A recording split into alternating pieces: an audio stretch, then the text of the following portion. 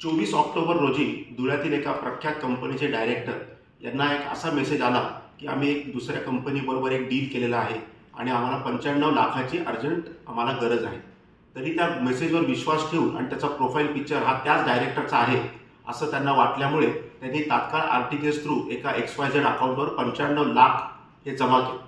त्या अनुषंगाने cyber police स्टेशनचे PI श्री घुसर आणि त्यांच्या टीमने अतिशय चांगलं काम करून आज 3 आरोपींना त्याच्यामध्ये अटक केलेलं आहे. त्याच्यापैकी पहिल्याचं नाव आहे मुजब्बिल मुस्तर मणिया वय 25, दुसरा आहे सरफराज हुसेन शेख वय 27 आणि चांदवड येथून आवेश रफिक पिंजारी याला पाठलाग करून पकडण्यात आलेला आहे. दिनांक 24/10च्या नंतर सायबर शाखेने तात्काळ हे जेवढे अकाउंट्स होते असे 7 अकाउंट फ्रीज करून संबंधित अमाऊंट जी आहे ती देखील आपण फ्रीज केलेली आहे. त्याच्यामुळे ती आरोपींच्या ताब्यात मिळालेली नाही. या अनुषंगाने आपण आता तपास अजून पुढे करत आहोत आणि याचा मास्टर माइंड जो आहे तो देखील लवकरच पोलिसांना ताब्यात मिळेल.